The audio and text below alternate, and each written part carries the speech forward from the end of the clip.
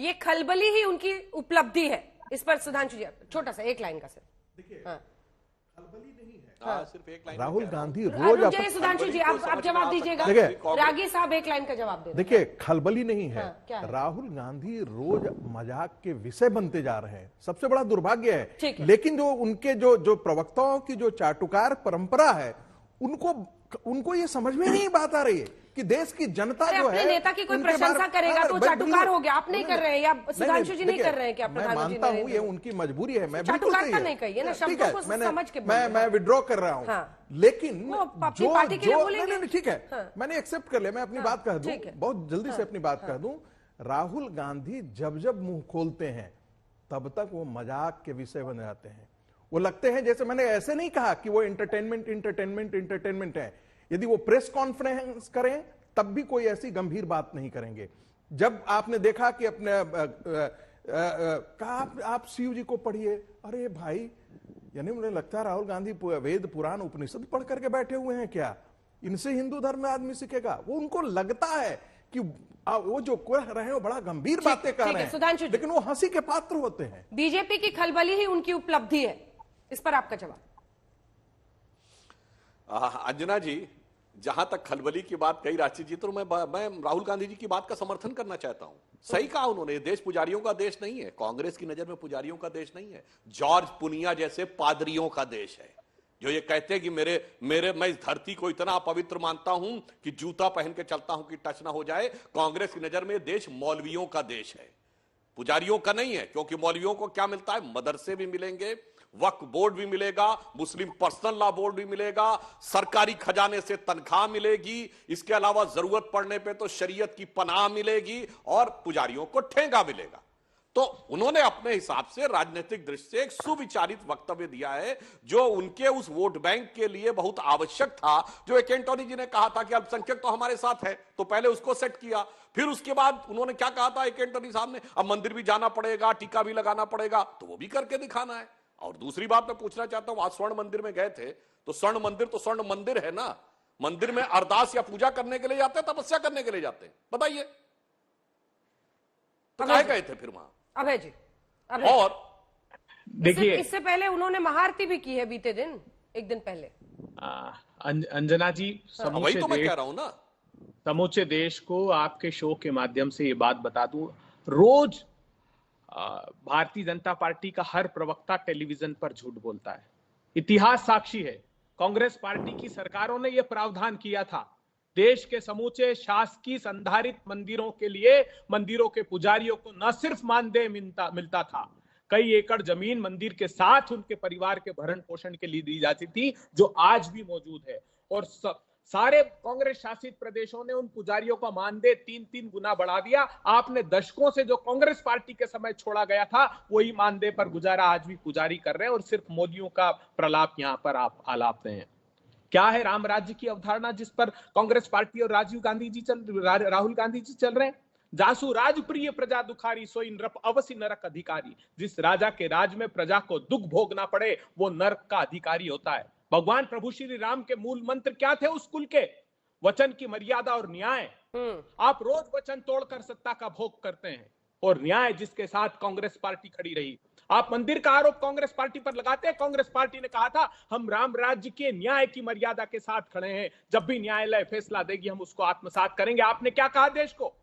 आपने 90 के दशक में कहा कि हमें सत्ता दे दीजिए, कोई न्यायालय राम जी के मंदिर की आस्था का फैसला नहीं कर सकती, सत्ता दो, मंदिर दे देंगे। जब सत्ता दी तो कहा गठबंधन की मजबूरियां हैं, पूर्ण बहुमत दीजिए। आज मंदिर कैसे बना? आज मंदिर न्यायालय के निर्णय से बना। क्या भूल गए 1998 अटल बिहारी वाजपेयी जी तमिलनाडु गए थे और तमिलनाडु की सभा में कहा कि मैं अन्नादुराई का स्वप्न साकार करने आया हूं, सेतु समुद्रम परियोजना अर्थात राम सेतु तोड़कर रहूंगा। ना सिर्फ तोड़ने का संकल्प लिया, बजट में 2000-2001 में प्रावधान कर दिया, 4.5 करोड़ रुपए का पहला बजटरी प्रोविजन आपने किया। आपने क्या कहा सदन में? माता सीता के पैदा होने के कोई ऐतिहासिक प्रमाण नहीं है।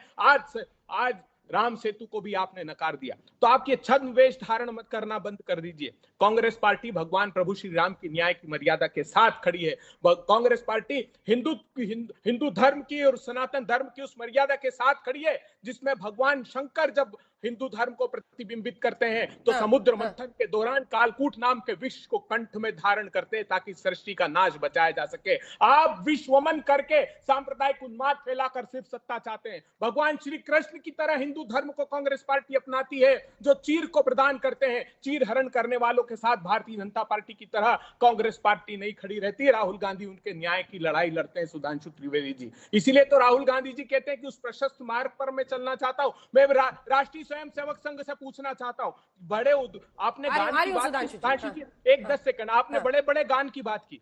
मैं चुनौती देता हूं, 1947 के पहले वंदे मातरम का उद्घोष आपके कंठ में होता तो आप बर्तानिया की जेल में होते। जब मातांगी हाजरा वंदे मातरम का उद्घोष 1942 में कर रही थी और 5-5 गोलियां तामलुक जिले में बंगाल में खाई, तब श्यामा प्रसाद मुखर्जी फजलुल हक के साथ सरकार में बंगाल की ये प्रस्ताव दे रहे थे कि आजादी के आंदोलन को 1942 की कैसे कुचलना है। वीर सावरकर सिंध प्रांत में और नॉर्थ वेस्ट फ्रंटियर में मुस्लिम लीग के साथ साझा सरकार चला रहे थे और वहां प्रस्ताव पारित हुआ अलग पाकिस्तान बनाने का। पाकिस्तान का प्रस्ताव जिन लोगों ने पढ़ा उनके साथ भी आपने सत्ता चलाई। हमें अब इस बात का आप उदाहरण मत प्रस्तुत करिए। राहुल गांधी जी ने कहा है कि सभी संस्थाओं, सभी जो राजनीतिक दल हैं उनके प्रति मेरी आस्था है, लेकिन वो रास्ता दिखाना चाहते हैं, वो प्रशस्त मार्ग देना चाहते हैं। आप उनकी आलोचना जितनी चाहे करिए, मगर वो अपने मार्ग से डिगेंगे नहीं। उनका दृढ़ संकल्प है, वो सत्ता के भोग के पीछे नहीं जा रहे हैं। वो चाहते हैं कि अंतिम पंक्ति में खड़े हुए लोगों को न्याय मिल जाए। वो चाहते हैं कि संसाधनों की जवाब सुनिए अभय जी, भारत से भाग रहे हैं, अभय जी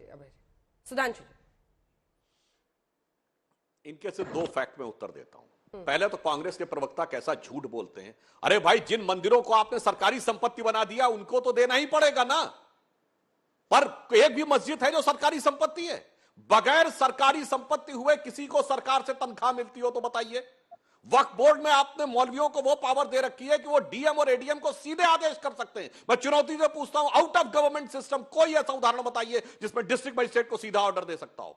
यहां तक कि काजी को क्वासी जुडिशियल अधिकारी है। मैं चुनौती से पूछता हूं, किसी पुजारी को अधिकार है क्वासी जुडिशियल ऑर्डर पास करने का, यानी जिसको कहा जाए एक प्रकार से न्यायिक आदेश प्राप्त करने का? किसी को अधिकार है डीएम को देने का, और बगैर सरकार के द्वारा उसके संस्थान का अधिग्रहण किए हुए सरकारी खजाने से सैलरी प्राप्त करने का? फैक्ट ये है। इसलिए यही तो मैं कह रहा हूं, राहुल गांधी जी का जो स्वरूप है वही आप करने। और दूसरा, आपने एक चीज और बोल दी, मैं उस पर भी साफ कर देना चाहता हूं। ये नॉर्थ वेस्ट फ्रंटियर प्रोविंस में कब प्रस्ताव पारित हुआ पाकिस्तान का? 1946 की प्रोविंशियल असेंबली में नॉर्थ वेस्ट फ्रंटियर प्रोविंस में कांग्रेस को मेजॉरिटी मिली थी। खान अब्दुल गफ्फार खान कभी पाकिस्तान में नहीं मिलना चाहते थे। उनका ऐलानिया बयान है कि कांग्रेस ने हमें भेड़ियों के हाथों में छोड़ दिया। सबसे बड़े नेता फ्रंटियर गांधी खान अब्दुल गफ्फार खान थे। कहां की बात आप कर रहे हैं कि उस नॉर्थ वेस्ट फ्रंटियर प्रोविंस में प्रस्ताव पारित हो गया? देखिए, इसीलिए मैं कह रहा हूं, सच कितना भी हो, आप लोग कितना भी उसको बचाने का प्रयास करें, बचता नहीं है। पर अंजना जी, एक लाइन और कह दूं, इनको बड़ा पुजारी को लेके प्रॉब्लम है और हाफ पैंट को लेके संघ वालों के ऊपर बोल रहे हैं। देखिए, भारतीय राजनीति में कुछ प्रतीक हैं, जैसे हाफ पैंट बोला जाए वेशभूषा का तो सबको समझ में आ जाता है किसके लिए बोला जाए। वैसे ही एक और प्रतीक था खद्दर।